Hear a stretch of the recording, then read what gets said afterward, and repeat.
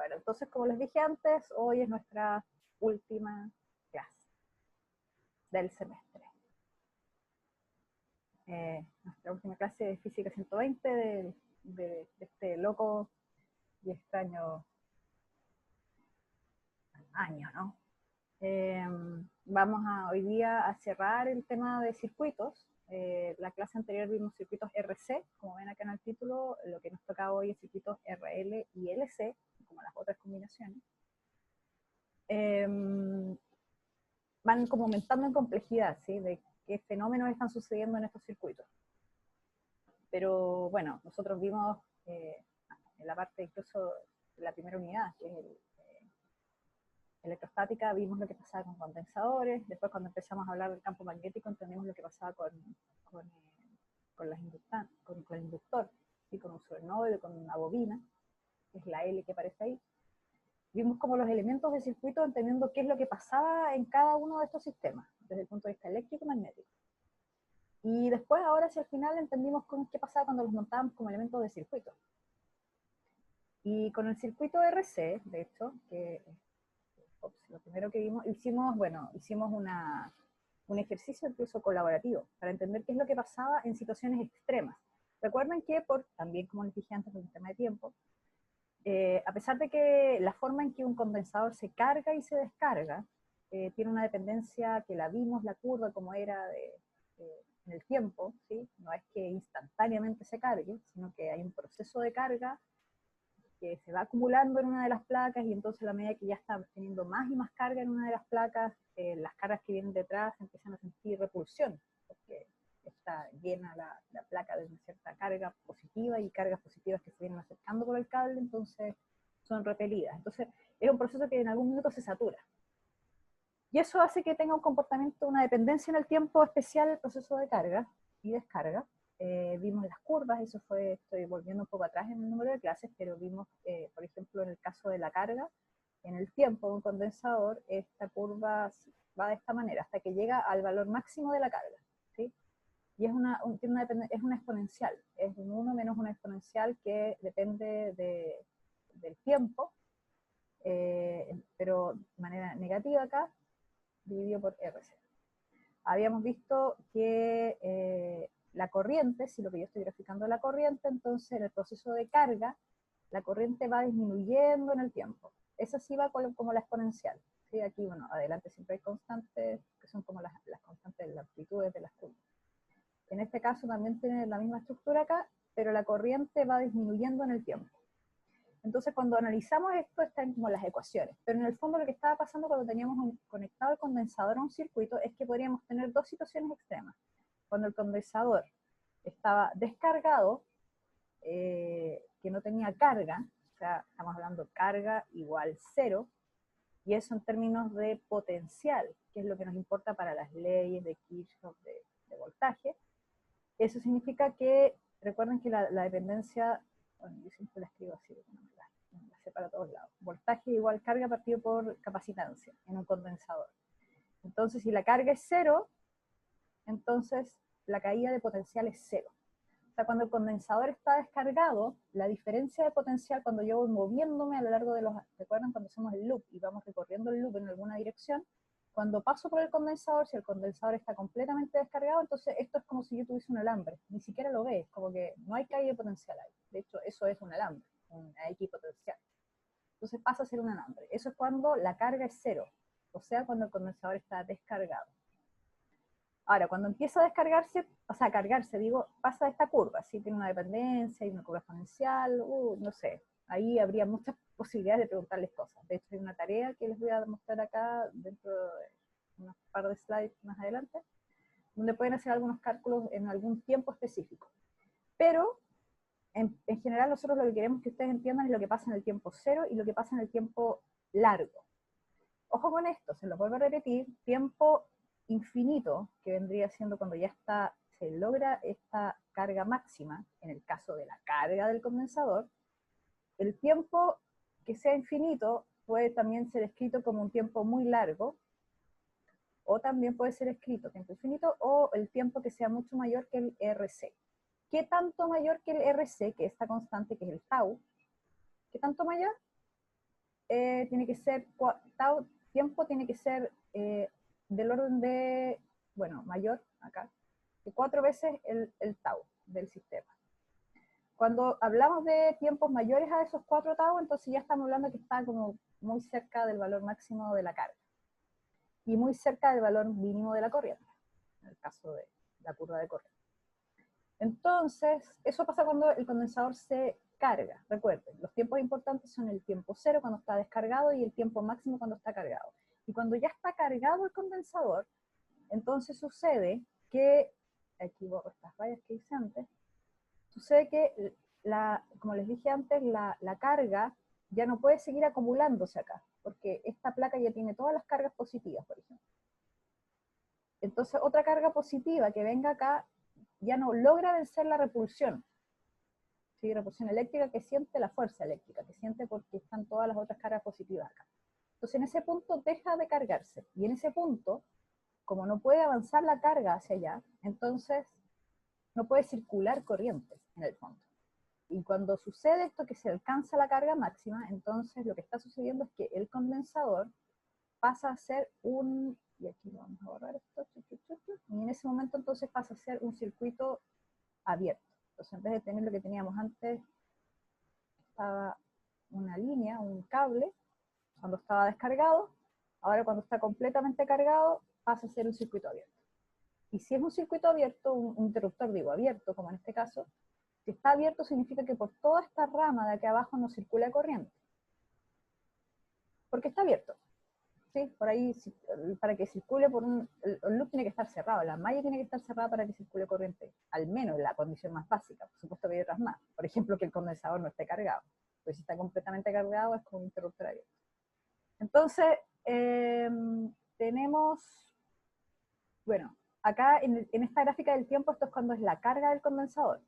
Pero lo que ustedes tienen que recordar es que no lo asocien al tiempo, cero o tiempo infinito, sino que asocienlo al hecho de que está cargado o descargado. Porque el proceso inverso se ve cuando se produce la descarga del condensador. La descarga, por ejemplo, parte en el tiempo cero con la carga máxima, porque empieza a descargarse. Y en el tiempo infinito, con la carga igual cero. Ahí está completamente descargado. Entonces, ahí lo que deben recordar, entonces, que carga cero, el condensador pasa a ser un cable, y carga máxima del condensador, que ya no deja que se muevan más cargas a través de, o sea, se acumulen cargas en las placas, entonces pasa a ser un circuito abierto, o sea, un interruptor abierto. ¿Ya? Entonces, esto recuérdenlo de esta manera más que con los tiempos, porque el tiempo podría confundirlo si es carga o descarga. Lo importante es que recuerden esto de que cero es un cable, porque el cero significa que el potencial es cero, y máxima es abierto porque ya no puede acumularse más carga en las placas. Eso vimos con los circuitos RC. Ustedes hicieron este ejercicio, vimos sobre los temas de las diferencias de potencial, que era algo re importante. Es como entender un poco lo que está pasando con los circuitos, la forma de representarlo. Por ejemplo, aquí vimos que el C, el punto B y el punto A están a la misma diferencia de potencial, el punto C y el B y el A están a la misma diferencia de potencial. El D y el E no, porque en realidad aquí hay una resistencia al medio, entonces hay una caída de potencial, y lo mismo pasa entre el E y el F. Bueno, eso lo vimos en el ejercicio, ustedes hicieron el cálculo cuando estaba completamente cargado, así que completamente cargado es que queda abierto. Calcularon entonces, bueno, pueden ver el video si no estuvieron en la clase, pueden ver el video que está de la clase anterior, donde ustedes hicieron este desarrollo. Entonces, y no quedó la tarea. No, la tarea es de lo que viene. Entonces, después, ¿qué pasa si en vez de un condensador tenemos un inductor? Tenemos una bobina conectada a un circuito con una resistencia. Aquí ya cerramos como un poco todos los elementos que normalmente se ven en este curso. Teníamos la batería, la resistencia. Acá fíjense que la batería también tiene un más y menos. Lo mismo sucede aquí, aunque no aparezca en el dibujo, con el condensador. Uno normalmente puede identificar cuál es la placa más y menos en el condensador. En el inductor, si hacen memoria de lo que vimos en el inductor, que era algo mágico, ¿no? Que Faraday este es un alambre enrollado, recuerden que no hay nada aquí, o sea, en la batería al menos hay reacciones electroquímicas, hay algo ahí que está generando una corriente. En el condensador se acumula carga, entonces por último es un objeto cargado que hace que después pueda circular corriente, no de la misma manera que la batería, pero puede generarla. Uno puede calcular energía, de hecho, en un condensador. La resistencia disipa, y esa es como básicamente una resistencia, o sea, lo que hace es que caiga el potencial, esa es como una de las cosas que hace la resistencia. Pero el inductor y resistencia es un circuito, dijimos, no sé, pues un computador, un aire acondicionado, un hervidor, un aparato eléctrico, que hace que se alimenta de voltaje, entonces genera una caída de voltaje que necesita para funcionar. Pero el inductor es un alambre enrollado, ¿se dan cuenta? Y un alambre enrollado es tan poderoso porque, de hecho, cuando la corriente empieza a tratar de circular a través de ese alambre enrollado, este alambre enrollado se opone a ese cambio y genera una corriente inducida en la dirección contraria. Si esta está aumentando, entonces si empieza de cero a algo, entonces este se opone al cambio y genera una corriente inducida en la otra dirección. Y si la corriente está, si la corriente está disminuyendo, porque no sé, apagamos el circuito, entonces va a estar circulando en la misma corriente de la dirección que antes, pero está disminuyendo, la corriente disminuye. Y el inductor, este alambre enrollado, que no tiene nada, no tiene carga acumulada, no tiene, no sé, los químicos adentro para generar la reacción electroquímica de la batería. Solo este alambre genera una corriente en la misma dirección de la corriente que está disminuyendo para evitar que disminuya. ¿Sí? Yo creo que de todas las cosas que vemos esto es muy loco.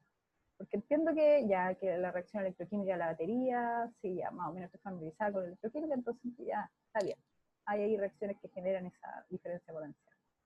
La resistencia no hay mucho que decir, que el condensador tenga la cara, pero este alambre enrollado es muy loco, ¿no? Que haga todo eso, y que sea como la prueba de, o sea, no sé, la manifestación de la ley de Faraday. De todas estas cosas, bueno, la equipotencial acá es un alambre, ¿sí? Es una forma de decirle al alambre que está ahí. O sea, asumimos que cuando estamos dibujando un circuito y están los elementos conectados, y están las fuentes y los condensadores, y tenemos, por ejemplo, el inductor conectado, todos estos cables que conectan estos elementos, asumimos que aquí no hay caída de potencial, ¿sí? Que no hay caída como de la resistencia, o no le pasa nada como si fuera un alambre enrollado, a pesar de que si lo miran bien en una esquina cuadrada completa. No entré con esos detalles. Y entonces estos alambres de acá no hay caída de potencial. Eso es decir que son equipotenciales, porque son conductores. Los conductores los vimos cuando vimos electrostática. Un conductor es un equipotencial. Todos los puntos de ese conductor, de ese material metálico, tienen el mismo valor de potencial. Y significaba que la diferencia potencial era cero. Entonces, estos son los elementos de circuitos, y ahora vamos a empezar con los inductores, a ver qué pasa con un inductor. Entonces, cuando tenemos conectado una resistencia, la fuente, como está ahí, y un interruptor abajo, y se cierra el interruptor. Entonces, bueno, aquí ya está medio dibujado lo que sucede en términos de la corriente, porque si la fuente está con esta polaridad más menos, entonces la corriente siempre va de más a menos, así que la corriente sale para allá y empieza a circular, como está acá. Acá en la resistencia hay una caída de potencial, porque eso es lo que pasa con la resistencia, disipa. Pero viene, y cuando seguimos el camino nos encontramos con la inductancia acá. Entonces, al cerrar este circuito, pasamos de tener un estado en que el circuito no tenía corriente, cero en la corriente inicial, a que empiece a querer esta corriente guía circular por este circuito. Entonces, ¿qué pasa? La inductancia se opone a ese cambio. Esto es siempre en los tiempos cercanos a cero. O sea, estamos hablando cuando se cierra, ¿sí? Porque esto, después de un tiempo, ya, bueno, lo podemos ver después, esto es como si, claro, la inductancia ya no se opone, pero inicialmente, ¿por qué? Porque ya la corriente alcanzó un valor constante. Pero cuando inicialmente la corriente quiere empezar a circular, pasa de cero a tratar de llegar a ese valor I. Entonces hay una variación de corriente en el tiempo, que es escribirlo como una derivada, hay una variación. Y cuando pasa eso, aparecía una FEM inducida, y cuando había una FEM inducida, eso lo vimos en clases anteriores, entonces aparece una corriente inducida, un campo inducido, bueno, todas esas cosas. En el fondo acá, la corriente inducida que genera la inductancia se opone al cambio. Corriente inducida se opone al cambio. Aparece una corriente en esa dirección. Voy a borrarlo todo porque quedó muy rayado. Solamente voy a dejar aquí la corriente inducida. Esto es al inicio, cuando quiere circular la corriente. Entonces hagamos ley de Kirchhoff. Voy a dibujar, siempre lo dibujo en horario, así que ahora lo voy a dibujar horario. El loop. Ese era lo primero, ¿no? Dibujar el loop. Después la corriente. Bueno, aquí la corriente ya estaba dibujada. Era esa la corriente real. Y vamos haciendo... y lo otro. Acá, recuerden que es como una corriente imaginaria que va de más a menos en la fuente, ¿cierto? Entonces vamos viendo por partes. Yo voy a partir acá. Entonces subo hacia allá, con la dirección que me dice mi loop, horario. Y el loop acá va hacia arriba, ¿cierto? Esa es la dirección que escogí, y la corriente interna imaginaria, que no es real acá, va hacia abajo. Así que como van en direcciones contrarias, eso yo lo definí como positivo. Después sigo avanzando en el loop y llego a la corriente que va por la resistencia. Tiene la misma dirección que el loop, así que eso yo lo definí como negativo. Y esa caída de potenciales I por R, por ley de Ohm. Y después me llego a la inductancia. Entonces, aquí quiero que recuerden, la caída de potencial en un inductor, la caída de potencial, lo voy a escribir aquí, en un inductor, era L, eso lo vimos hace un tiempo atrás, de I de T. Esa era la caída, pero con un menos adelante. Esto es lo que caía de potencial en un inductor. Lo vimos en unas clases atrás, pero quiero que recuerden que siempre va con el menos adelante, ¿sí? Entonces, ¿qué es lo que miramos qué comparamos aquí? Porque acá les dije que era comparar con la dirección de la corriente imaginaria, aquí es con la corriente real de resistencia, pero en la inductancia, ¿con qué comparo? Comparo con la dirección de la corriente inducida. La corriente inducida va hacia arriba, en este caso porque se opone al aumento de la corriente real, entonces va hacia arriba. Y el loop va hacia abajo. Eso significa que va aún más, de acuerdo a lo que yo definí. Pero la diferencia de potencial, la caída de potencial en un inductor, viene con un menos adelante. Entonces, ese menos lo mantengo, ¿no? Va ahí. Y ahí termino, entonces, la malla esa de la ley de Kirchhoff de voltaje, y llego a la ecuación, voy a borrarla porque de esto creo que está escrito, no me equivoco, lo siguiente acá. No está escrito de hecho. La borré sin querer. Ya, pero el inductor se opone a la corriente, y si los tiempos son mayores, la corriente en el circuito aumenta lentamente. Ahora, esa ecuación que estaba ahí, después la pueden ver ya la puedo escribir de nuevo, si no me cuesta nada. Déjame verla por aquí. Está la FEM, dijimos que era negativo el I por R, y era más, pero con el menos del L de I de T. Si uno, cuando estudia los circuitos RL, el circuito RL, esto es una ecuación diferencial, ¿sí? Está la corriente y está la corriente en el tiempo, el cambio de la corriente en el tiempo. Uno puede encontrar una ecuación para esto, pero nosotros no nos vamos a centrar en esas ecuaciones para los circuitos RL. Solo quiero que les quede claro como la manera en que uno hubiese llegado a esto. De hecho, creo que esa es la tarea y le estoy ayudando con la tarea. Pero bueno, ya lo hice. Entonces, ¿qué pasa? Miren, les voy a adelantar, solo para que vean acá. Aquí está la tarea. Esta es la tarea y justamente ustedes tienen que escribir las ecuaciones LKB. Así que es bueno que lo hayamos visto de esta manera. Ahora, ¿qué pasa si el circuito lleva cerrado mucho tiempo? Si lleva cerrado mucho tiempo, y ahí me quedó malo el efecto, tiene que salir como un efecto. Si asuman que todavía está la inductancia aquí, por favor. Si lleva cerrado mucho tiempo, entonces al principio habíamos dicho que se oponía a la corriente, ¿cierto? Pero esto ya les dije, esto es solo un alambre enrollado. No tiene algo que le ayude a generar corriente. Se opone al cambio, pero no tiene medios, no tiene de dónde sacar más para poder seguir oponiéndose permanentemente a la corriente original. Entonces, sucede que en algún minuto esta corriente inducida va a ir disminuyendo en el tiempo. Al principio se va a oponer un montón, pero después ya va a dejar que circule. ¿Por qué? Porque esta corriente, que iba de 0 ahí, en algún minuto alcanza el valor máximo, de la corriente máxima. Y cuando eso sucede, entonces no hay cambios de corriente en el tiempo. Esta derivada es cero. Y si esta derivada es cero, entonces no hay FEM inducida, no hay corriente inducida, y esto es simplemente un alambre enrollado. Y si es simplemente un alambre enrollado, también podría yo anotarlo como está aquí, que es un alambre recto. O sea, para efectos prácticos es una equipotencial. Equipotencial enrollada, pero una equipotencial. ¿Y para qué dibujarlo enrollado? Mejor dibujarlo recto. Entonces es una equipotencial, no se opone al aumento de la corriente, porque ya la corriente se estabilizó, no hay cambios de corriente en el tiempo. Si no hay cambio de corriente, no hay cambios de flujo, y si no hay cambio de flujo, no hay FEM inducida. Así que las dos situaciones son, y voy a hacer el resumen aquí, antes de la siguiente slide que era la tarea, si la carga, esto es condensador, era cero, entonces el condensador pasa a ser un alambre.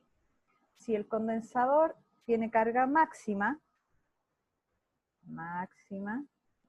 entonces el condensador pasa a ser un circuito abierto. Si la corriente,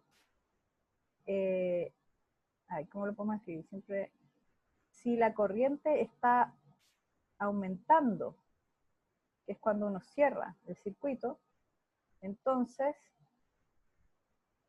se está aumentando.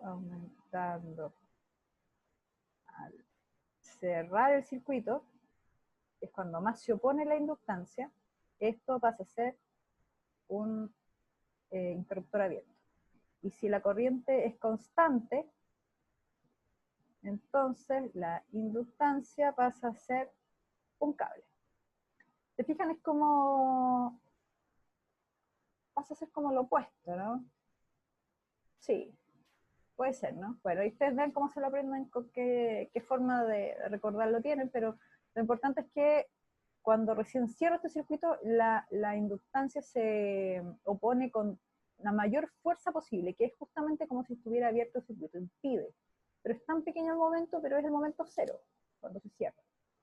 Es como un interruptor abierto. Y después cuando ya no hay cambio, no hay FEM inducida, así que pasa a ser lo que en el fondo siempre ha sido, un simple cable enrollado. Entonces es una equipotencial. ¿Ya? Que cambie o no cambie depende de que sea un cable o que sea un cable enrollado, como una inductancia, que responda como una inductancia, depende solamente si la corriente que circula a través de él es constante o variable. Es como que uno reacciona o no reacciona a los estímulos internos dependiendo del tipo de estímulo. Este es en el fondo. O sea, si no hay estímulo acá, la inductancia pasa a ser un cable, un simple cable. Y bueno, la tarea que está a continuación, lo que les va a permitir es entender un poco más detalles sobre un circuito que tiene resistencias e inductancias. ¿Sí? Resistencia e inductancia. Aquí se cierra el circuito.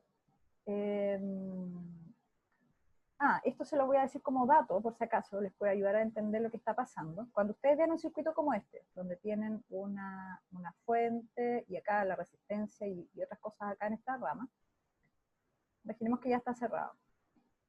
Esto es exactamente lo mismo que hasta tener este circuito.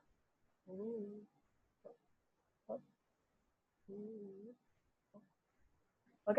Lo único que hice fue invertir el orden, porque en realidad esta rama por acá, por la resistencia, tiene esta diferencia potencial que yo estoy escribiendo aquí entre A y B, que es la misma que hay entre esta línea con la inductancia y la resistencia.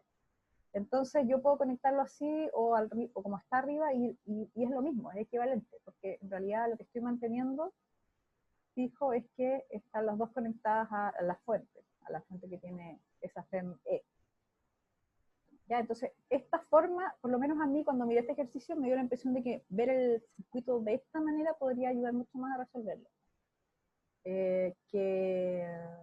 Sí, no sé, me parece a mí. Pero bueno, ustedes vean cómo les resulta más sencillo. Entonces, esto queda de tarea, pensando ya que se tienen que estar preparando para el certamen. Ya, entonces, lo que nos queda ahora ver es cuando tenemos las dos cosas más complicadas, la inductancia y el condensador, el inductor y el condensador. bueno, que tiene mucho que ver con la forma en que, bueno, con las ondas en general, no solamente sonido, tiene que ver con todo lo que sea transmisión de señales, no solo de sonido, como les digo. El circuito LC, miren este circuito. Si se fijan no hay resistencia, esto igual es como medio extraño, pero en el fondo debería haber algo ahí de resistencia para que la cosa no se...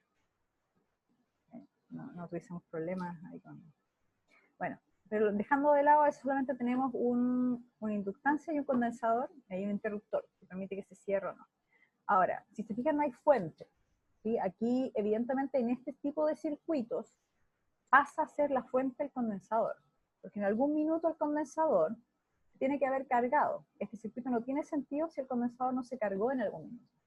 Entonces, el condensador alcanzó una carga, pudo haber sido la carga máxima o no, pero asumamos que fue la carga máxima. Y entonces quedó, por ejemplo, con esta forma de las placas más y menos, como la coloqué ahí acá en la slide. Y entonces, para resolverlo, aquí dice ley de Kirchhoff, ¿no? Pero veamos si esto calza con lo que aprendimos. Entonces voy a definir arbitrariamente una dirección de loop, que va a ser esa. Aquí defino esta corriente imaginaria, que va de más a menos, y parto de acá. Entonces voy hacia allá, como dice mi loop. Paso por el condensador. El condensador, el loop va hacia una dirección y esa corriente imaginaria hacia la otra. Entonces es positivo. Carga partido por capacitancia es la diferencia de potencial, la caída de potencial en un condensador. Entonces queda positivo. Después sigo avanzando y me encuentro con la inductancia. Ahora, como yo cerré este circuito, lo que intenta, la corriente empieza a querer circular hacia allá, ¿cierto? Esta es la corriente real. Corriente real. Porque sale del más a menos del condensador, igual que el más a menos de una fuente. Y esta corriente empieza a circular, quiere circular a través de la inductancia. Pero ya sabemos la historia. Al inicio, justo al inicio, cuando yo cerré el interruptor, la inductancia no quiere que haya un cambio y se opone. Y este cable enrollado, que no es nada más que un cable enrollado, genera una corriente inducida que se opone al cambio. Porque la corriente está tratando de aumentar en esa dirección. Entonces, para contrarrestar ese aumento, genera una corriente en la dirección contraria. Y ahí comparamos entonces la dirección del loop, que es para la derecha, la dirección de la corriente inducida, que es hacia dónde es.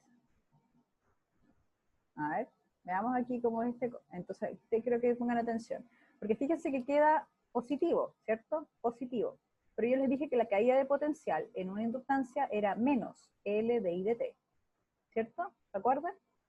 Y aquí tenemos un problema con los signos, porque esta ecuación de Kirchhoff nos está dando con menos y menos.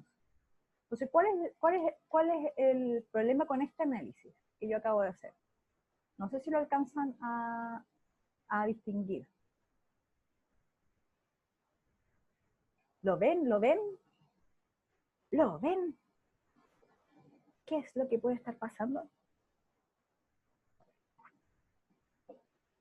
Bueno, inicialmente, y eso es porque uno no tiene los antecedentes de lo que pasaba con este circuito antes, ¿sí? Estos circuitos en general, lo que tienen son corrientes circulando, porque estaban conectados a una fuente que fue la que permitió que se cargase el condensador. Aquí nos faltó como el capítulo previo a que se cargara el condensador. Entonces, inicialmente el condensador no estaba cargado, se cargó con esta corriente que circuló, pero esa corriente que circuló también estaba circulando en la inductancia, ¿sí? Entonces ya teníamos una corriente constante circulando por la inductancia antes de que estuviese cargado el condensador. Y cuando empezó este juego de que solamente era la corriente del condensador, o sea, el condensador cargado y la inductancia, lo que tenemos es que la corriente en realidad no va a aumentar, sino que va a empezar a disminuir, porque se está descargando el condensador. Y si la corriente real está disminuyendo, aunque sea en esa misma dirección que yo acabé de dibujar, entonces la corriente inducida lo que busca es contrarrestar la disminución de la corriente real, que es la que va hacia allá, y entonces en realidad la corriente inducida va en la otra dirección. Y entonces cuando uno tiene la corriente inducida con la misma dirección, es un menos acá adelante. Y entonces menos menos es más. Y ahí nos queda QC más L de I de T igual 0, que es la misma que está aquí arriba, pero multiplicada por menos 1. Entonces ahí encontramos la ley de Kirchhoff, que nos lleva a esta ecuación diferencial cuando reemplazamos la corriente como dQ dt, y encontramos la ecuación diferencial de la carga. Esta ecuación, donde la derivada de la carga es la segunda derivada, que ya no es la misma que antes, porque antes teníamos ecuaciones donde era la carga y la derivada en el tiempo, y era la exponencial, ¿se acuerdan? Pero ahora tenemos carga y la segunda derivada de la carga. En este caso las soluciones ya no son exponenciales simples, sino que son combinaciones de exponenciales que a la larga se traducen en soluciones que son del tipo, aquí la vamos a ver, claro, coseno, en el caso de la carga. Podría ser seno o coseno, pero en este caso, para ese tipo de ecuación diferencial me refiero. Pero en este caso, la solución a esa ecuación es con la función coseno. Donde, bueno, y después si derivamos, entonces nos queda la ecuación menos cero, y ahí tendríamos la corriente, y esa omega que aparece ahí es 1 sobre la raíz de LC. Esta frecuencia de oscilación es característica, entonces. Fíjense que es L y C. Recuerden que L viene de fábrica en la inductancia y C viene de fábrica de la inductancia. Entonces, cuando uno tiene un circuito y conecta este aparatito que compró uno en el negocio, un inductor L, y conecta al circuito, el condensador que viene de fábrica, la frecuencia de oscilación de este circuito depende de esos parámetros que vienen de fábrica. ¿Sí? Entonces, cuando uno busca una frecuencia de oscilación específica, en realidad uno no es que quiera sintonizar el voltaje o sintonizar la corriente, no, en realidad uno se basa en parámetros que son geométricos, como en el caso de la inductancia y la capacitancia. Y la carga, claro, bueno, aquí es la relación entre el tiempo cero, entre carga y corriente. Entonces, la dependencia es una oscilación, si se fijan, de la carga oscila en el tiempo, como función coseno, y la función seno en el caso de la corriente. Entonces la curva queda de esta manera, como ven acá. El coseno parte en 0 en 1, y la carga disminuye hasta que llega a un valor 0. Esta carga, usted me va a decir, pero bueno, ¿de quién es la carga? Del condensador. Sí, el que se carga es el condensador. Entonces la carga está con un signo, llega a 0, disminuye, ojo con esto, porque aquí hay dos cosas incorporadas. Hay una disminución de la carga, pero cuando pasa por el 0 hacia abajo, lo que está diciendo es que se invierte como la polaridad de la forma en que está cargada el condensador. Y después, aquí se fijan que va aumentando su carga, a pesar de que son números negativos, pero va aumentando, porque va de 0, menos 1, aumenta. La polaridad opuesta, pero aumenta, y después disminuye con esa misma polaridad, y después pasa a 0, y después comienza a aumentar la carga, pero con la polaridad distinta a la que tenía en estos tiempos de acá abajo. Entonces así se va cargando y descargando el condensador en este circuito LC. Y lo que le pasa a la inductancia, por otro lado, es que en el tiempo cero, la corriente que circula es cero por la inductancia. Y la corriente comienza a circular en una dirección aumentando, después disminuye en tamaño, pero está circulando en la misma dirección todavía. Después llega a 0 y empieza a circular en la dirección contraria, aumentando, disminuyendo en su tamaño, pero en la misma dirección, y así después sucesivamente. Entonces la forma en que oscila esto, bueno, tiene acá este periodo de oscilación porque está dado por la frecuencia, 2pi partido por la frecuencia. Entonces el periodo tiene, obviamente, si la frecuencia depende de valores geométricos, el periodo depende de valores geométricos del L y del C, de la inductancia, del inductor y del condensador. Así que bueno, eso es lo que está pasando en el circuito LC. ¿Sí? Hay fluctuaciones de la carga y fluctuaciones de la corriente en la inductancia y fluctuaciones de carga en el condensador. Y cambios de la polaridad. ¿Sí? Eso es lo que sucede. Pero esto no solamente lo podemos ver desde el punto de vista de cómo cambia la carga y cómo cambia la carga y la corriente que están circulando, sino que también lo podemos ver desde el punto de vista de la energía. Porque en realidad bueno, aquí hay un análisis que tiene que ver con la potencia disipada, el cambio en el tiempo de la energía. Aquí está como derivada, y si escribo la variación de la energía como el QdB, que era, recuerden, el valor de la energía potencial eléctrica en un condensador,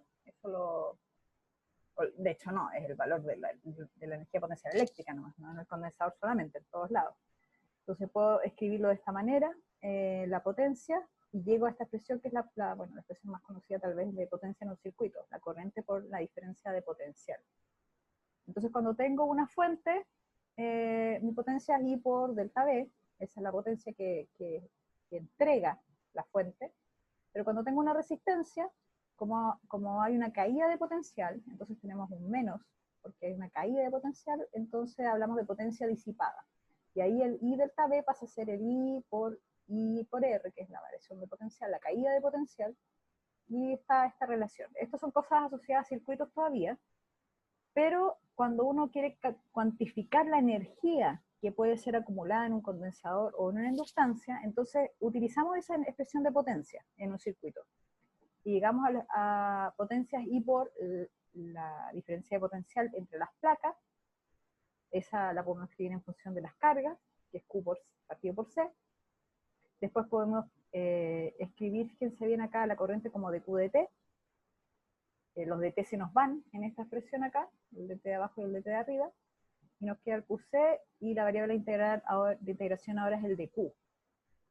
Y al integrar entonces esta expresión, llegamos a la energía que se acumula en un condensador. Y tiene que ver con la carga y tiene que ver con la capacitancia. La capacitancia, recuerden, valor de fábrica, pero la carga no es valor de fábrica. La carga la controlo a través de la diferencia de potencial que yo le suministro a este condensador. Entonces, la energía que se acumula en un capacitor es esta expresión, 1 medio Q cuadrado partido por C.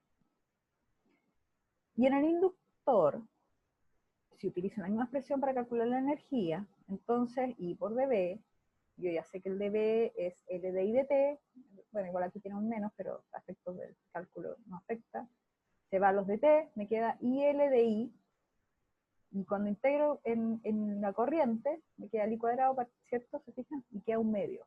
Entonces queda un medio L por I cuadrado. Esta es la energía acumulada en un alambre enrollado. Cuando tengo corriente que está, ¿se fijan? Esto es muy loco. O sea, aquí me hablan de la inductancia, valor de fábrica, y de la corriente. ¿Sí? Entonces tenemos la expresión de energía acumulada,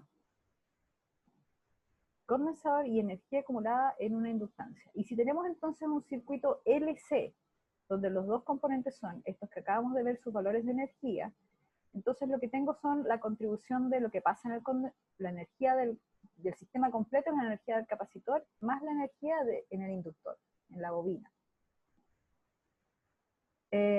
Y la forma en que oscila, esto ya la vimos antes, la carga es con coseno, la corriente es con seno.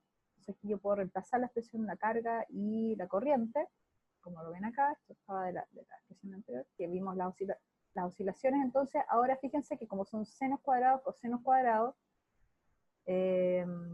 porque la expresión de la corriente acá está al cuadrado, entonces ya no tenemos el signo menos, la oscilación sube, ya no queda acá abajo negativa. En los dos casos quedan entonces los valores positivos de las energías. La energía del condensador en el fondo está acumulada en el campo eléctrico que está entre las placas del condensador. Por eso es que aparece aquí como energía del campo eléctrico. Y en el caso del inductor, la energía está acumulada en el campo magnético que genera el inductor, la corriente que circula en el inductor. Entonces tenemos un balance, fíjense que está oscilando, pero de manera tal que cuando, por ejemplo, la energía en el inductor, que parece como V acá, es máxima, la energía en el condensador es mínima. ¿Sí? Eso les recuerda un poco a los balances, y se acuerdan cuando hacíamos diagramas de energía, ¿sí? Con estos barras, diagramas de barras, para ver el balance de energía, considerando que la energía, por supuesto, sigue siendo universal eso, aunque estemos hablando de circuitos, la energía se conserva. Por eso es que aquí no hay resistencia, ¿ven? Porque ¿qué pasaría si tuviéramos una resistencia acá? Lo que dijimos un poquito antes, disiparía. Y la disipación es calor, y la disipación entonces es como cuando hacíamos el balance de trabajo, que hablábamos de fuerzas no conservativas, ¿se acuerdan? Entonces, por ahí un poco hay un elemento que tendríamos que estar considerando como la energía disipada por la resistencia. Pero en este caso no hay estamos asumiendo que no hay resistencia en este circuito, así que lo que tenemos son solamente las contribuciones de la energía en la inductancia y la energía en el capacitor, la energía en el campo magnético de la inductancia, la energía en el campo eléctrico entre las placas del condensador. Y este balance se tiene que mantener.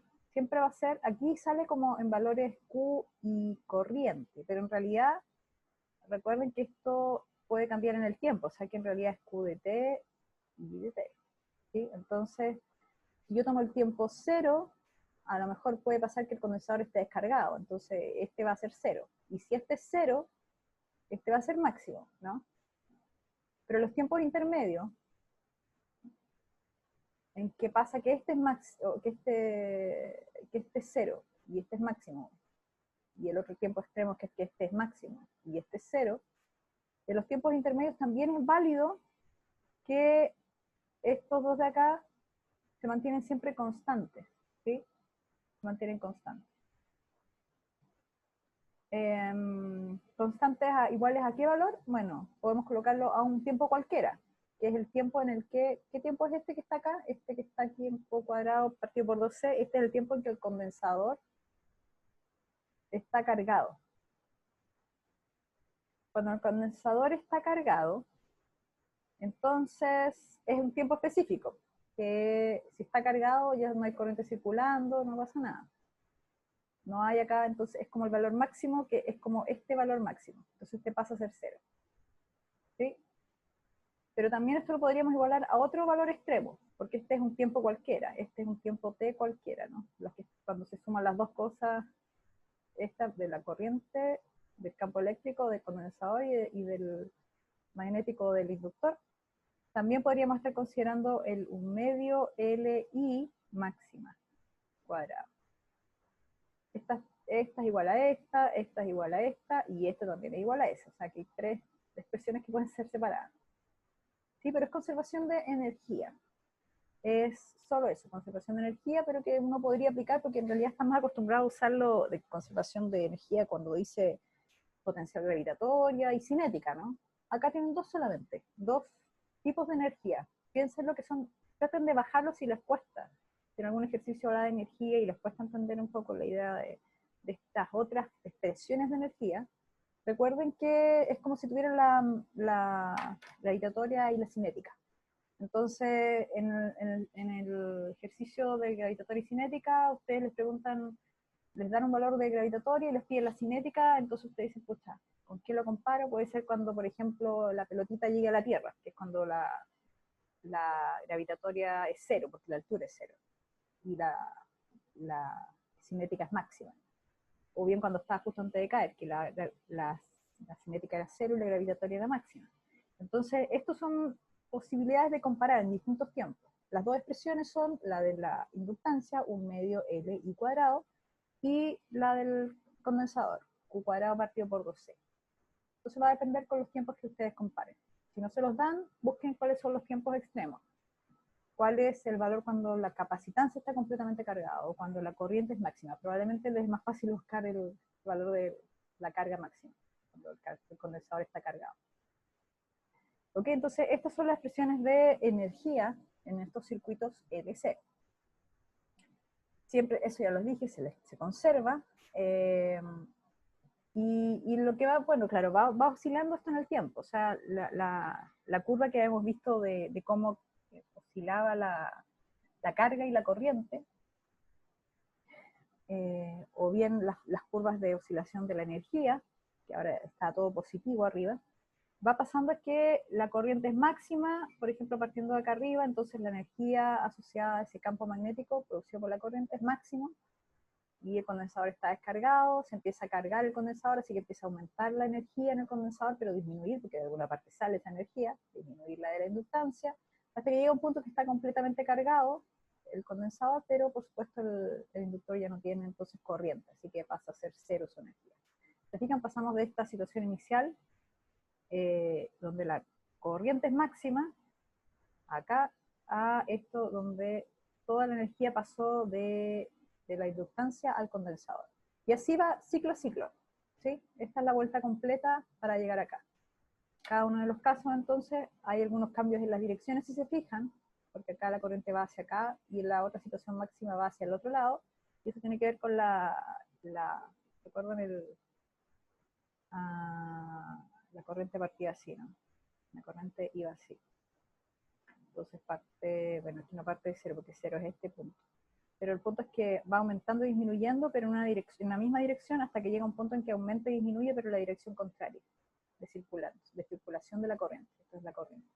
Por eso es que aquí la vuelta completa no es más corta, no es como llegar desde este punto directo acá, sino que en realidad pasa por otros estados donde la corriente es máxima, porque aquí es máxima la corriente, y aquí también es máxima, pero la diferencia entre este punto y este punto de acá en la curva es que aquí va circulando en una dirección y aquí va circulando en la dirección contraria.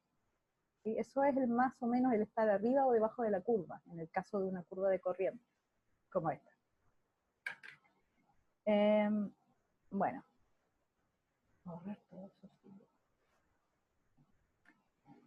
Y esto es, sí, ejercicio, ya, no lo vamos a hacer colaborativo, no creo que nos dé el tiempo, la verdad. Si nos da, nos podemos devolver, pero les voy a explicar de qué se trata este ejercicio, para que lo puedan hacer, porque de hecho abajo dice tarea, parece que era más posible que lo hicieran como tarea. Este es un típico ejercicio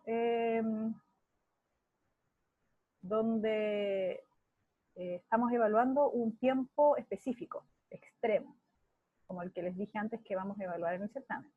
En este caso el tiempo es tiempo cero. ¿Cuál es el tiempo cero? Es cuando pasa de estar conectado como está acá a esta conexión de acá. ¿Sí? Entonces voy a borrar lo que acabo de hacer para que se den cuenta primero. Inicialmente el circuito está así, como conectado a C. Entonces tengo mi fuente más menos, de manera que la corriente circula hacia allá, con la resistencia, y las placas, recuerden que siempre se mantiene la polaridad, si estará menos por este cable por acá es menos, y por acá arriba más. Entonces el condensador se va a terminar cargando. Ahora, no sabemos si totalmente. ¿Cómo podemos verificar que totalmente cargado, que su carga máxima? Mirando acá. Ha sido conectado por largo tiempo. Al decir eso, estoy diciendo que el condensador está completamente cargado. También puede haber dicho, recuerden, que el tiempo era infinito, también puede haber dicho que el tiempo era mucho mayor que 4 tau. Cuando digo cualquiera de esas cosas es que ya el tiempo es muy largo, entonces estoy al final de la curva, de carga en este caso. Entonces quedo cargado completamente. Y después, entonces paso al siguiente circuito, que es este de acá. Hago el cambio. Ese es mi tiempo cero, cuando hago el cambio, y de hecho, puedo borrar esto, ¿no? ¡Ah, qué emoción! Se puede borrar. Ahí. Entonces quedó así el circuito. Y cuando queda así, me preguntan justo en ese tiempo, cuando lo conecto a este lado, que me quedo, fíjese, con un circuito LC, nada más. Una distancia y un condensador. Entonces la pregunta, y ojo, antes cuando estaba conectado a este lado no había corriente circulando por la inductancia. Fíjense que no había corriente. Pero ahora cuando lo conecté cerró el circuito de esta rama de acá. Entonces ahí sí empezó a circular, o tratar al menos de circular corriente por la inductancia. Entonces la pregunta es, ¿qué pasa en ese tiempo? Justo ahí cuando cierro. ¿Qué pasa con la diferencia de voltaje en el capacitor? La energía, la corriente, la carga. Bueno, y la frecuencia de oscilación. Entonces, la pregunta de la diferencia de voltaje en el capacitor.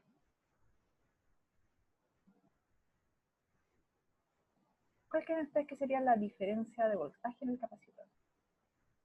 ¿Cómo podríamos hacerlo? Bueno, obviamente cuando, aquí no dice, pero cuando dice que en tiempo cero, entonces cuando ya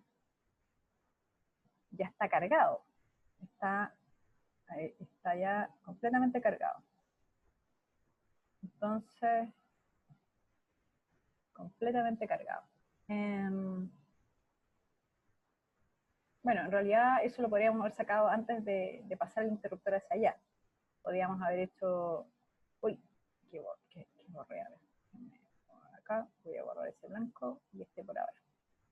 Podría haberlo hecho desde acá, porque justo antes de pasar hacia allá, en realidad yo lo que necesito saber, para saber la diferencia potencial, aquí voy. La diferencia potencial, recuerden que en un... Uy, borré más de lo que debía, ahí sí.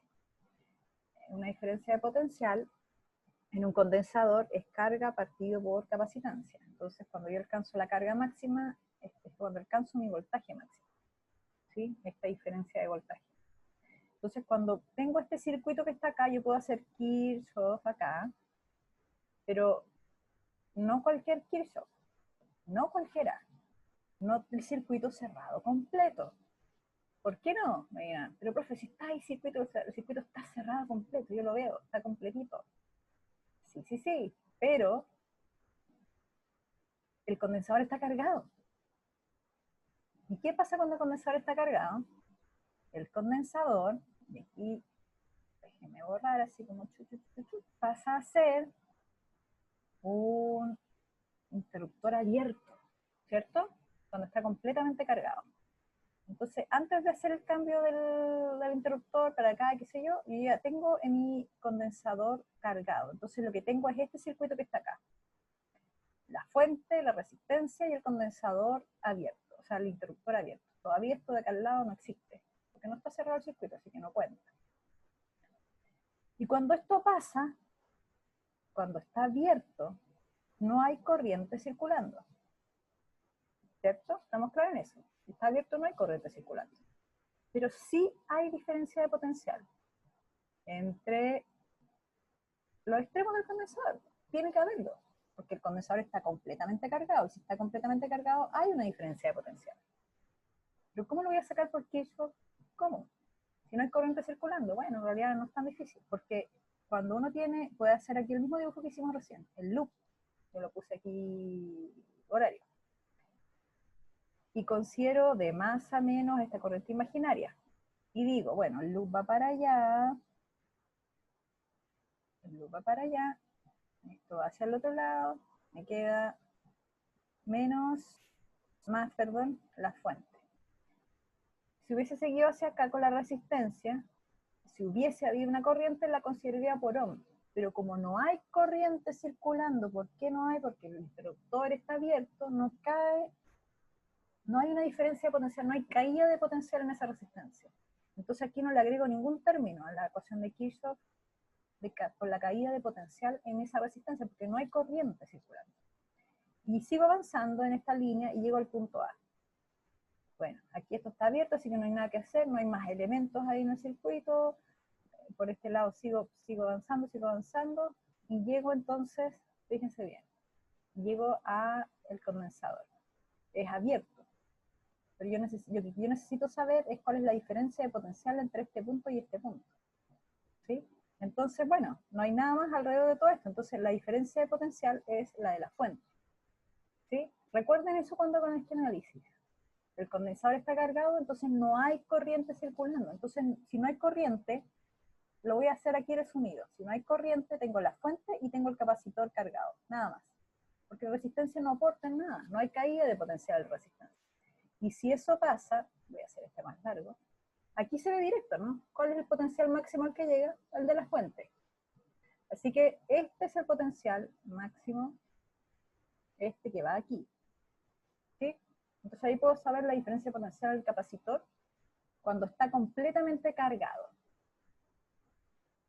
Voy a borrar todos estos dibujos feos y voy a dejar anotadito aquí entonces que este al final pasa a ser, tiene una diferencia potencial que es la misma la de la fuente cuando justo yo hago el cambio para acá. Entonces ahí empieza el tiempo cero. Borro esta para que no nos mareemos. Y entonces, bueno, inicialmente justo en ese tiempo cero, la caída potencial aquí es la misma, o sea, la diferencia potencial todavía no se alcanza a descargar el condensador, así que sigue siendo esta. Esta es la respuesta. Ah, estoy escribiendo con blanco, seguro que se va a ver. Ahí, ahí. Esa es la diferencia potencial. La energía, con un gráfico de barras, justo después de conectar B con C. Entonces, ¿quién tiene la energía en este momento? Ahora les pregunto a ustedes, ¿dónde está la energía en este circuito LC, que es el que me quedó después de conectar ahí? ¿Dónde está la energía? En el condensador. En el condensador, exactamente, porque tiene la carga máxima. ¿Sí? Entonces, la energía del condensador, que es un medio Q cuadrado partido por C, si uno hace la gráfica de barras, es toda ahí con el Q máximo, y aquí es el cero, el de la inductancia, la energía en la inductancia, la energía en el capacitor. ¿Sí? Eso es como justo en ese momento inicial, en el tiempo cero, antes que empiece a querer circular corriente, porque ya sabemos que la inductancia se va por él. Entonces después represente la energía máxima del inductor con este mismo gráfico de barra. Bueno, en el fondo lo que les quieren preguntar también es cuál es el valor de esa energía del inductor. ¿Cuál es el valor de la energía del inductor? La misma que la del capacitor. Sí, la misma. Tal vez me faltó algo, ¿eh? Porque esta expresión de acá, ya sabemos cuánto vale la carga, el voltaje máximo, dijimos que es E. Y esa es igual a la carga máxima partido por C. Entonces la carga máxima es E por C. Así que esto en realidad es un medio, esto al cuadrado, por C, como está al cuadrado, y con el C de abajo se va. Este es el valor de la energía máxima del capacitor. ¿Sí? Entonces, cuando nos pide la energía máxima en el inductor, piensen que esto es un número, es como 100. ¿Sí? Es un valor de energía.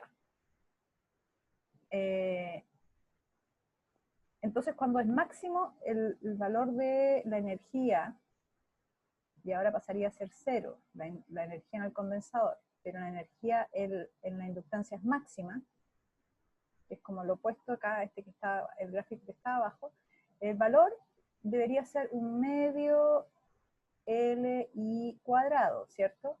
Pero en la práctica es igual a un número, el I máximo, perdón, acá, máximo. Y ese número es igual a este que está acá. ¿Sí? El valor de la energía. Es como que aquí tenía toda la energía acumulada como potencial, porque estaba arriba, solté la pelota, y al final del proceso no hay nada de potencial porque llega al suelo y llega la energía cinética al máximo. Pero es la misma energía, el mismo valor de energía. Ahora, lo que me permite saber esto de acá, al igualar aquí un medio E cuadrado C, es que de aquí yo puedo despejar cuánto vale la corriente máxima que circula por la inductancia. ¿Se fijan? Porque las otras cosas venían como datos en el circuito. Bueno, de hecho es la pregunta que viene. Y la carga máxima. De ahí las tenemos todas. Entonces, no dice tarea, yo aquí no les voy a dar los resultados ni nada, porque tal vez ustedes tengan que repetir este análisis, pero determina la frecuencia de oscilación del circuito, eso es simplemente la fórmula que antes estaba escrita, y la energía total del circuito para cualquier tiempo. Total. Piénsenla bien esa, porque es cualquier tiempo. Ahora traten de hacer la analogía de gravitatoria y cinética. Si les preguntaran así cuánto va cayendo la velocidad, cuál es la energía total en esta caída, en cualquier tiempo. Bueno, ese es ejercicio, les vamos a dejar entonces ahí de tarea los últimos dos. Las últimas dos preguntas. Y ya nos acercamos al final del curso.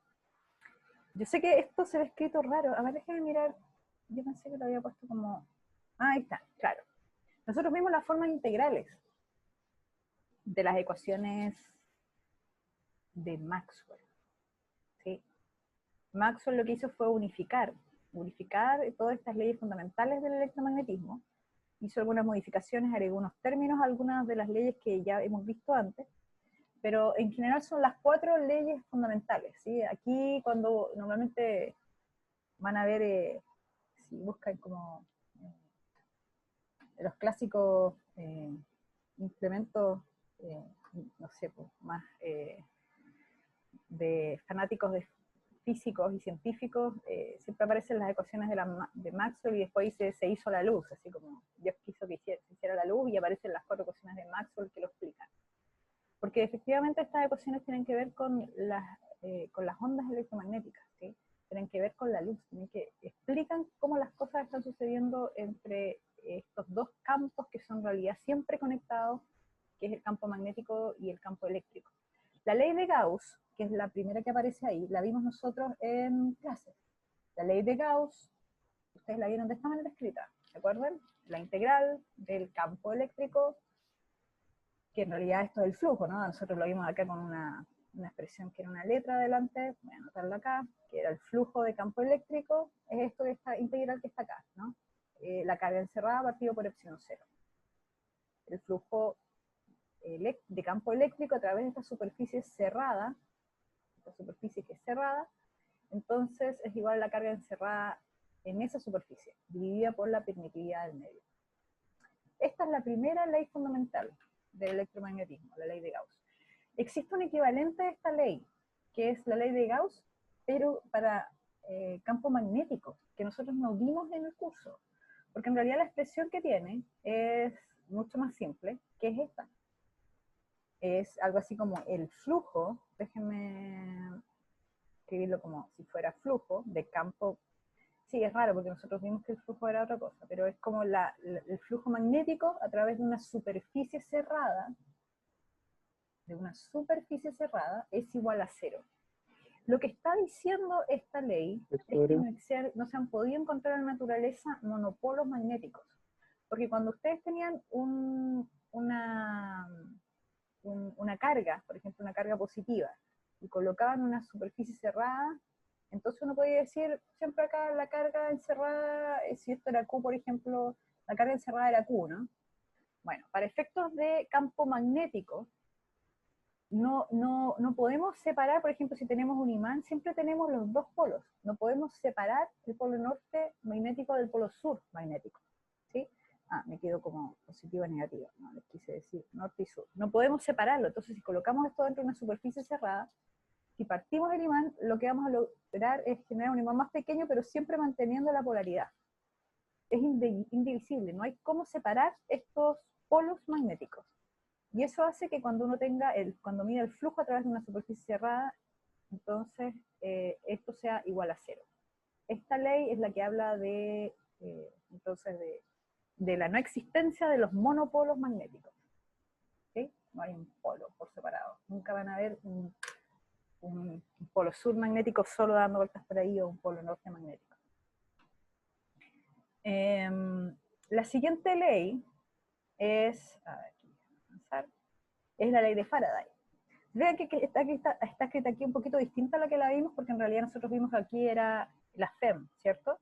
Pero miren esta expresión, nosotros la vimos también, esta es la diferencia potencial. ¿Sí? Entonces aquí la ley de Faraday lo escribe en un formalismo más elegante, más bonito, está la ecuación con la integral la expresión integral de la diferencia potencial de la FEM, y acá fíjense que es menos d de t, donde lo que está acá es el flujo, ¿sí? De campo magnético. Entonces, tenemos a través de una superficie, ¿sí? Cualquier superficie, no estamos hablando de una superficie cerrada por si acaso, como en el caso anterior. En este caso, entonces, tenemos esta igualdad que está un poco escrita de una manera algo distinta, pero miren acá qué cosa más linda esto. Tenemos un campo eléctrico a este lado, que se relaciona, el campo eléctrico que está ahí en el espacio se relaciona con las variaciones del campo magnético en esos lugares del espacio también. Es como que si yo tengo un campo eléctrico, o si yo tengo variaciones del campo magnético, mejor dicho, necesariamente tengo un campo eléctrico en ese lugar. ¿Sí? Fíjense, variaciones de campo magnético en el tiempo están relacionadas con campo eléctrico. Entonces, a ver, déjenme mostrar la siguiente, que es la... borrar todo. Y finalmente, déjenme volver a la lista original, entonces acá teníamos la ley de Faraday, donde estaba esta relación de campo magnético y campo eléctrico, y finalmente la ley de Ampère.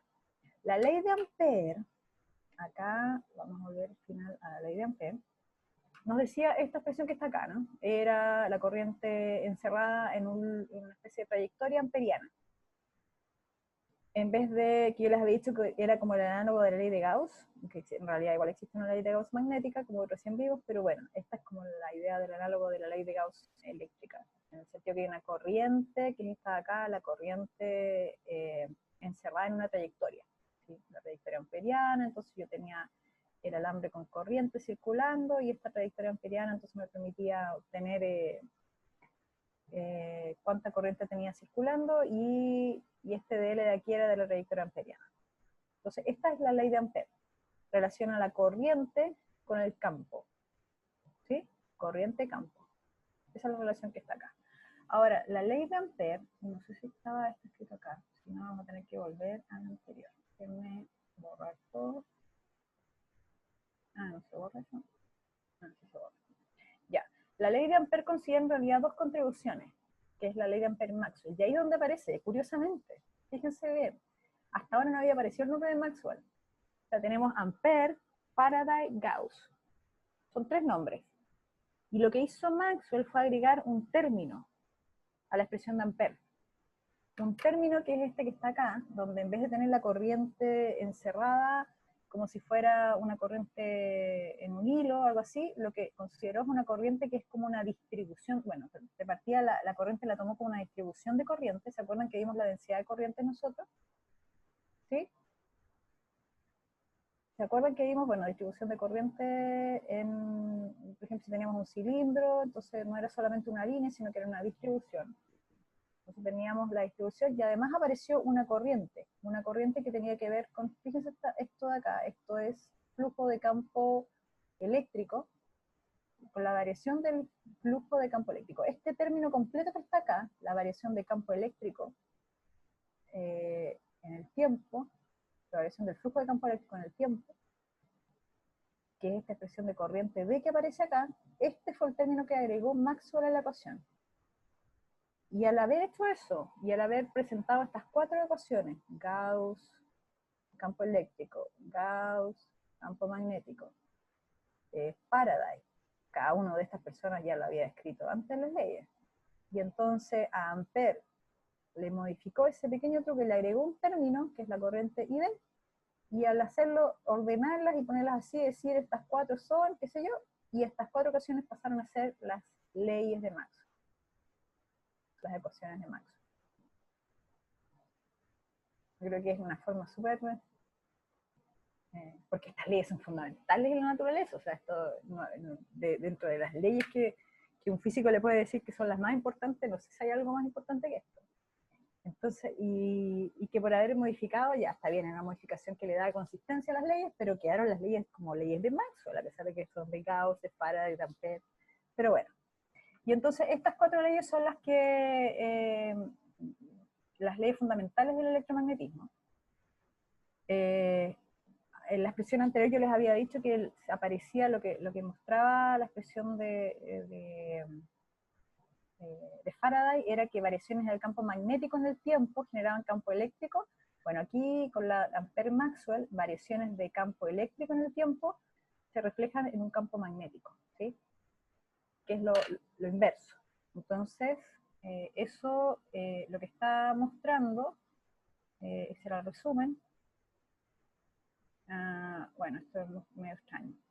Bueno, esa es una forma de escribir la ecuación. Pero fíjense, bueno, tal vez el dibujo acá lo que trata de mostrarles es que en realidad, a través de las leyes de Maxwell y en realidad del comportamiento de lo que está sucediendo en la naturaleza, cuando uno tiene variaciones en el campo eléctrico en el tiempo, está teniendo en realidad campos magnéticos también asociados a esos puntos. Y cuando tiene variaciones de campo magnético, en realidad también tiene campo eléctrico.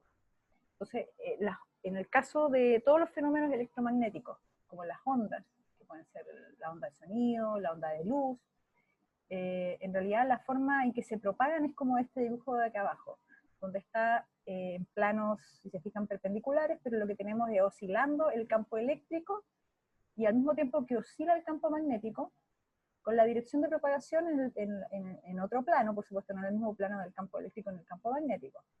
Y en el caso, si la onda en particular es la luz, entonces la velocidad la velocidad que tiene esa onda de propagación es la velocidad de la luz. ¿Sí? Que aquí en realidad la expresión general, déjenme colocarlo aquí, en realidad esto de acá uno puede escribir como 1 partido por la velocidad al cuadrado. Para cualquier onda que se esté propagando. Pero en el caso de la luz, eso pasa a ser mu 0 es 0, que es la velocidad de la luz. ¿Sí? Fíjense que la permitividad del vacío, esto es, o sea, está considerando que está en el vacío, porque digamos, si estás en el vacío es la única forma que la luz se propague con esa velocidad.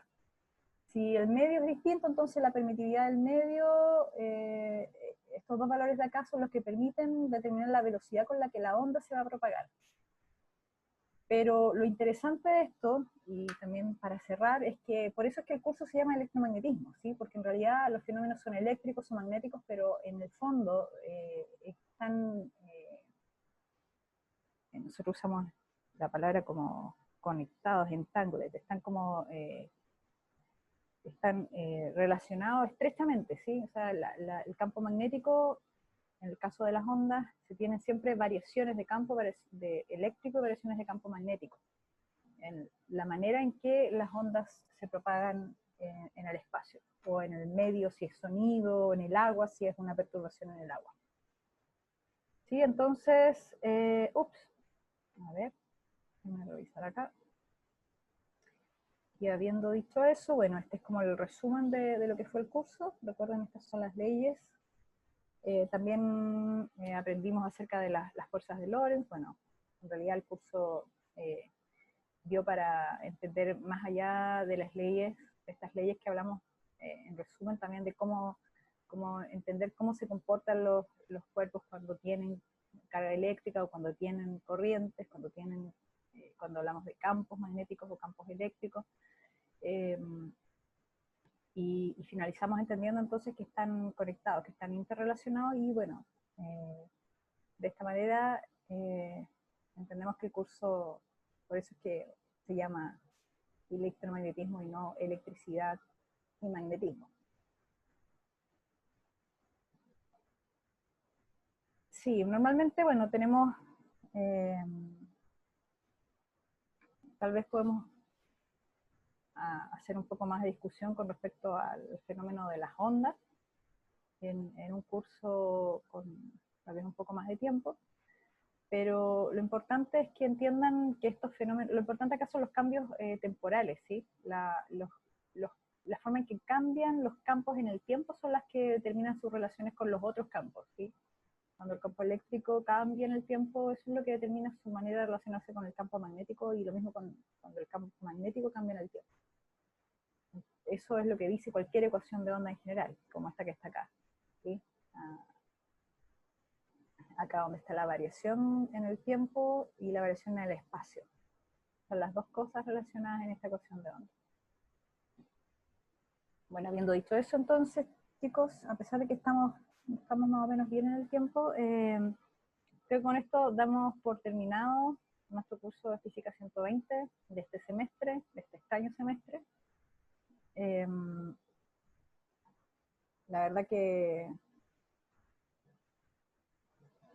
ha sido toda una aventura el dictar el curso en estas circunstancias, un desafío.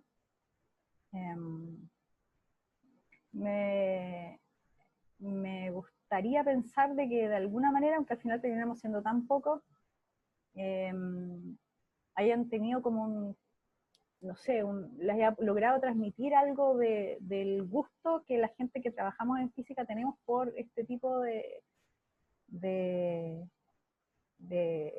materias, digamos, de fenómenos, de esta física del electromagnetismo, ¿sí? Para nosotros, en general, dedicarnos a esto, tiene que haber mucha pasión por lo que hacemos, por la investigación que hacemos.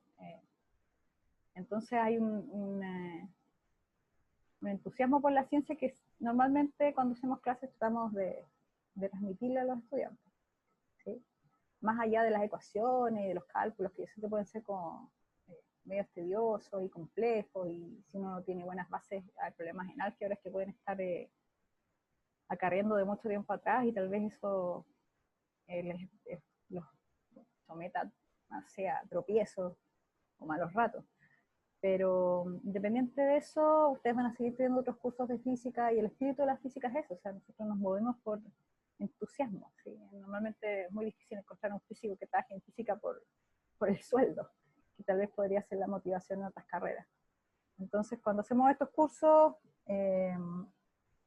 buscamos, como les dije antes, transmitirle un poco de esa pasión por por entender los fenómenos, por entender cómo funciona el universo, por entender que existen patrones, entender que los fenómenos que estamos observando a nuestro alrededor en lo cotidiano tienen mucha ciencia involucrada, que no hay metafísica detrás de las cosas, que en realidad todo es comprobable y medible y entendible y no sensible en ese sentido. O sea, por supuesto hay cosas que se tienen que sentir, pero al menos la ciencia no es así, ¿sí?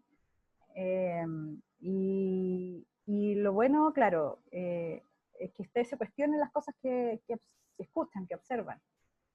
Tal vez esto es más crítico ahora en estas nuevas generaciones que antes. Antes, no sé si habían tantas fake news como ahora. O sea, ahora me da la impresión de que hay mucha circulación de información y entonces es importante cuestionarse también lo que uno está mirando, escuchando. Sí, las cosas tienen, o sea, la ciencia en general piensa en que si nosotros desapareciéramos como generación, o sea, como humanidad, y apareciera después más adelante otras nuevas seres, digamos, y vivir las mismas cosas que nosotros medimos, los resultados serían lo mismo después de muchos años de trabajo. Entonces, eso es lo rico de la ciencia, ¿entienden? O sea, más allá de que uno pueda cuestionarse cosas, en realidad la ciencia es algo absoluto, ¿sí? O sea, no depende de nosotros como seres humanos. Lo que hacemos es tratar de entender lo que pasa a nuestro alrededor. En realidad las cosas funcionan de la manera que funcionan, independiente del tipo no sé, de ser que lo esté viviendo. Así que, bueno, ese es el mensaje, cuestiónense lo que ven, háganse preguntas. Me habría gustado tal vez que me hicieran más preguntas a mí, en las clases, tal vez de las cosas. Pero entiendo que ha sido desafiante en este tiempo de trabajo, en las condiciones que les ha tocado tal vez en sus distintos ambientes para poder estar participando de las clases. Así que, bueno chicos, la idea es que somos muy poquitos tal vez como para tomar una decisión con respecto a cuándo hacemos una sesión de ejercicios para el certamen, pero considerando que son los que han venido, entonces, y también en las últimas clases, podríamos acordar tener una sesión, porque el certamen es el miércoles, ¿no? ¿Tengo entendido? A ver, déjame revisar. El miércoles claro, el miércoles. ¿Profesor está hablando del certamen? Sí, el certamen. El certamen es el Sí, el miércoles. miércoles. El Claro. miércoles. Entonces, Miércoles 6. el miércoles, vamos a ver el calendario. Miércoles 30, claro. El martes, en el mismo horario de la clase, me da la impresión de que es muy encima para resolver dudas. No, el miércoles 30 es el control 6. Ah, el control. Sí, el certamen es el miércoles 6. Eso 6. significa que el lunes 4, sí, 6 de enero. El 6 de enero, Eso, claro. eso significa que el lunes 4 no, sí, como dice Luis, mañana es el control. El lunes Claro. 4 no vamos a tener perdón, el martes 5 no vamos a tener clases en enero. No, parece que hay algo relacionado con que no teníamos clases en enero. Ah, ya. Pero ya, entonces en ese caso podríamos hacer la sesión de ejercicios el lunes 28, para que no quede muy encima del martes, o sea, perdón, el lunes 4. Aquí el 4, déjame pensar, vamos a hacer 4. Pero usted quería que hiciéramos una sesión de ejercicios mañana. Sí, es que es una opción, o sea, nos dieron la opción de ofrecerles una sesión de preguntas, en realidad, si tienen preguntas para el certamen, como lo hicimos en el certamen anterior. Porque en el control 6, ¿qué va a entrar? No mandaron un correo. No, la idea de la sesión para el certamen. Pero si lo hacemos antes del control, va a quedar como muy encima del control y ustedes van a estar estudiando para el control. Sí, no pueden hacerlo porque si lo hacemos o sea, es una sesión solamente, así que sería el 28 y quedaría muy encima y les quedaría muy separado del certamen. Así que lo podríamos hacer el lunes 4. Claro. No sé si había alguna restricción, pero igual lo podemos hacer, yo creo, el lunes 4. O sea, recién volvemos de vacaciones. Yo creo que la restricción en la que está pensando es que lunes y martes no se pueden hacer evaluaciones, pero ejercicio yo creo que sí se podrían hacer. El lunes 4 dice, está bien. ¿Eso te entendí, Alberto? Sí, sí. Ya. Sí, yo creo que el lunes 4, yo me imagino que no están con clases a esa altura, o no. O sea, no estar con clases, no ¿Hay sé, cursos pero con clases el 4 de enero? ¿Será? O sea, me refiero que no todos han terminado a esa altura las clases. no sé en realidad el calendario. Quedan, o sea, es como una semana con varios certámenes. Mm, Así que no sé si habrán clases esa semana, ya, pero yo creo que sí va a puede haber que, puede que sí, ¿no? Ya. en- Miren, yo lamentablemente me desocupo a las 6:30 ese día. Así que a esa hora podría hacer la sesión de ejercicio. Suena tarde, ¿no? ¿Cuándo, perdón? El lunes 4 a las 6:30. El lunes 4 de enero a las 6:30. 6:30. El resto, Claro. no sé, Antonia, María Luis, ¿qué les parece? O sea, yo no teniendo agendado otra cosa, el lunes yo me desocupo temprano, Sí, Luis, el lunes a las 6:30. así que a mí me acomoda. ¿Cómo va? Antonia, ¿estás ahí? Daniel. ¿Están? Bueno, ya. Tenemos. También puede Antonia.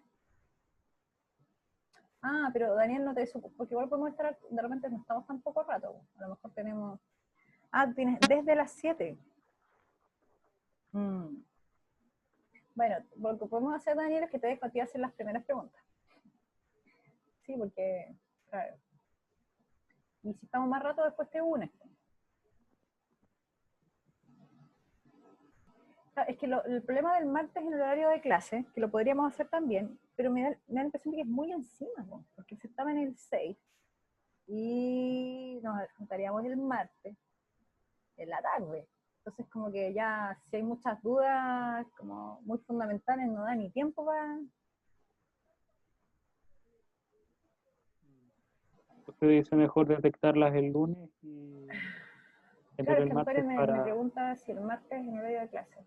También, es que es una alternativa, dejarlo como en el horario de clase, ¿no? O sea, el martes, sí. Eh, sí. Ya, Daniel no se opone, Antonio, eh, supongo que si me preguntaste Antonio, tú tampoco.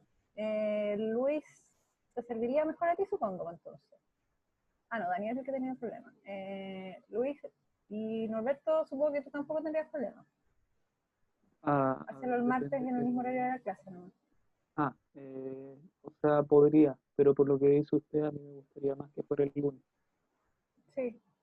No, pero es que si pasa como, no sé, Daniel que tiene un horario de consulta, de Mm. otro. O sea, nadie debería tener algo en ese horario, Claro, entiendo. nadie debería tener nada. Hagámoslo así Debería mejor. estar Entonces, libre. dejamos para el martes 5 de enero, en horario de clase, a las 3:40. Ahí partimos entonces, horario de consulta. Vamos a anotar el tiro aquí, que con una Mm. semana de erupción no se lo puedo olvidar. 120. Ya. Guárdelo ahí entonces, si tienen preguntas. La idea es que vengan con preguntas, ¿eh? Que vengan con preguntas a la sesión. Mm. O sea Ya, que pues. sí va a haber última clase. ¿Cómo? Sí va a haber clase el lunes, martes. O sea, el martes que diga 5 de enero. Es que no es clase, pues voluntario. Si el que quiere No, viene. claro, sí sé, pero... Sí, no es una sesión de apoyo, si alguien quiere y tiene preguntas, si no, no viene. mm. Sí, esa es la idea, por si acaso. Pero alguien no puede también. Eh, claro,